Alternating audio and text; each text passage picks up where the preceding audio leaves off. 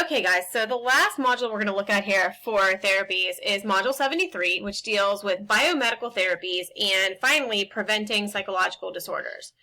So the first thing we're going to take a look at here are your biomedical. So your biomedical therapies are anything that directly impact the biological functioning of the body or the brain. It can impact the brain's chemistry, circuitry, or influence its responses with certain lifestyle changes.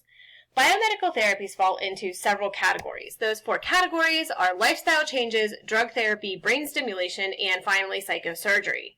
So let's take a look at the first one, which is lifestyle changes. Lifestyle changes are the least invasive, yet they are very effective in many instances.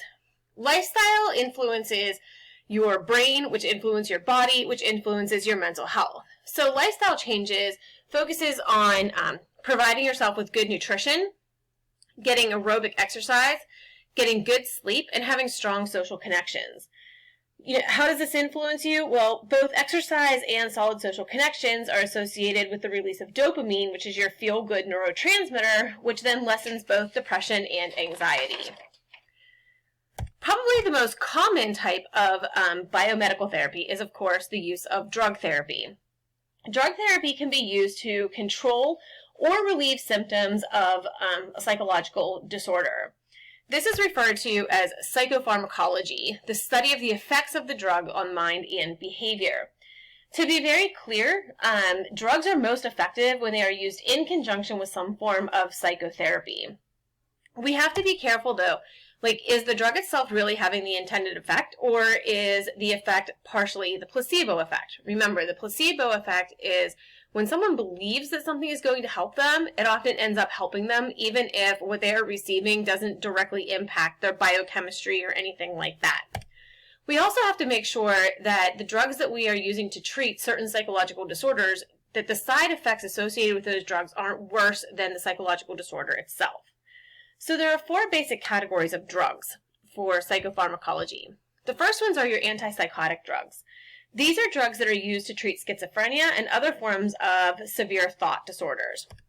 These are usually more effective on positive symptoms than negative symptoms. So positive symptoms are behaviors that are in addition to, such as hallucinations and delusions. Negative symptoms are those where more withdrawn behaviors like lack of movement, lack of emotion, inappropriate emotion, etc. How do they work? They work by blocking dopamine receptors. We know that, for instance, with individuals with schizophrenia, that there is an excess amount of dopamine. So this blocks some of that dopamine from being absorbed. However, these drugs are not without their downfall. They are associated with some pretty severe side effects, including things like blurred vision, nausea, weight gain, serious blood disorders, physical dependence, toxin buildup, and in some cases, uncontrollable facial and tongue movements that sometimes persist even after the medication themselves have been stopped.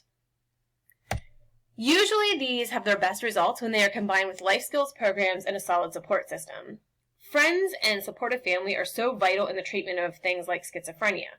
But the stigma of schizophrenia and the symptoms like paranoia make obtaining and keeping friends very, very difficult. The second category of drugs are your anti-anxiety drugs. These are drugs that are used to control anxiety and agitation. They are actually mild tranquilizers. What do they do then? They depress central nervous system activity. Again, with anti-anxiety drugs, we have to keep in mind that a lot of these drugs are involved in symptom reduction, not necessarily resolving the underlying problem. At the right dose, they can begin to relieve symptoms of anxiety within 20 to 30 minutes of taking the drug. But again, the underlying condition that is causing the anxiety is not being addressed by taking the drugs. That's why these are oftentimes most effective when used in conjunction with psychotherapy. It can also create a learned response where when you start to feel anxious, even the thought of taking an anti-anxiety drug brings about a certain amount of lessened anxiety.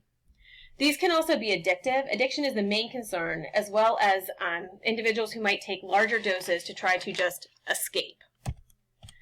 The next category of drugs are your antidepressant drugs. These are drugs that were originally used to treat depression, but are now also used to treat anxiety, obsessive-compulsive disorder, and post-traumatic stress disorder. Antidepressants can work in several ways. they can increase the levels of norepinephrine or serotonin.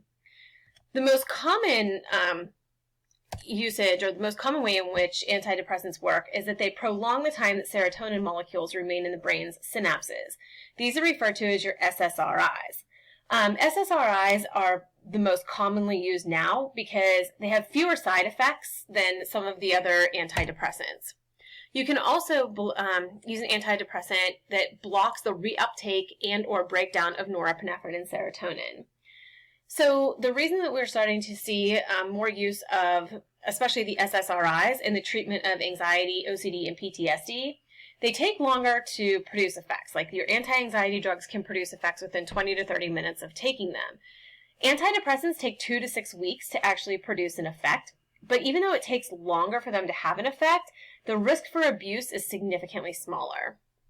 The final category of drugs are mood-stabilizing drugs. These are mostly used in the treatment of bipolar disorder. The main drug we're talking about here is lithium. It mitigates both the highs and the lows of bipolar disorder, and it lowers the risk of suicide.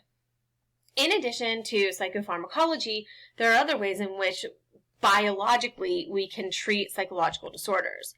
One such method is brain stimulation. Probably the most well-known of these is ECT, electroconvulsive therapy, sometimes referred to as shock therapy, where brief electric currents are sent through the brain of an anesthetized patient. This is only used to treat severely depressed patients when all other treatments have proved either ineffective or the side effects are deemed to be intolerable or worse than the depression itself. So how does this work? We're not really sure. They send electric currents through the individual's brain, which causes a mild seizure and like a flooding release of neurotransmitters. The impact is almost immediate. When people wake up, they are in a much better mood, if you will. And the benefits, however, are not permanent. A lot of people will find they have to go back for like touch-ups, if you will. And that does come with some serious side effects. Most notably, your memory is impaired. It usually causes a little bit of retrograde amnesia. The way that it's done now is significantly different than the way that it was done initially. So ECT today is done when someone is anesthetized. They're carefully monitored. Originally, patients were administered a shock while fully conscious, which would result in a significant seizure. The side effects were oftentimes biting of their tongues, broken bones, fractured teeth. That is not how ECT is done today. There are several other types of brain stimulation that are also kind of in the works, if you will. One's transcranial electrical stimulation. This is a much weaker electrical stimulation that's applied to the scalp. There's no anesthesia needed for this. It's unsure, again, exactly how this works. It's thought that it will heighten brain activity in certain regions.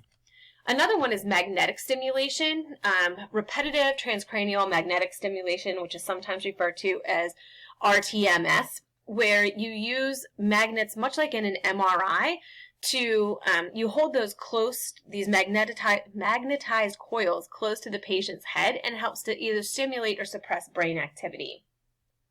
The video that I have for you does a much better job of explaining like how this works. Again, no anesthesia is necessary, and there aren't the same side effects as with ECT with like memory loss. And finally, you can have deep brain stimulation. Deep brain stimulation is whenever you actually implant electrodes into specified areas of the patient's brain and use stimulation that way. This is really kind of used as like a last resort. Finally, the least used method of biomedical treatment is psychosurgery. This is surgery that inherently removes or destroys part of the brain tissue in an effort to change behavior. This is the least used because the effects are absolutely permanent. The most well-known of the psychosurgeries is a lobotomy. Lobotomies cut the nerves that connect the frontal lobes to the emotion-controlling centers of the inner brain. It was developed in 1935 by a Portuguese neurologist by the name of Dr. Antonio Egas Montes, and he received the Nobel Prize in Medicine for this, which ultimately ends up being a pretty questionable decision. The video that I have for you that highlights this, it's a cartoon video, if you will, because the whole procedure is really rather graphic, and the way that it was implemented back in like 1935 would be barbaric by today's standards.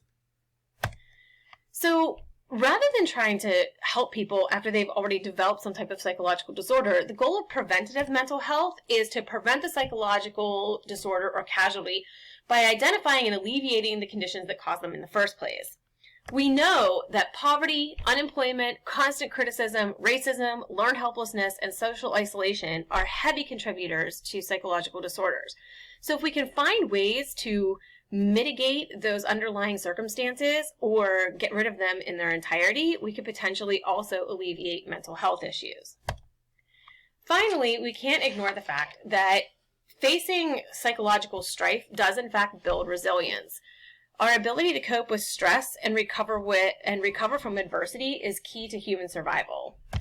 Most adults, even those who experience the most trying of times, exhibit resilience.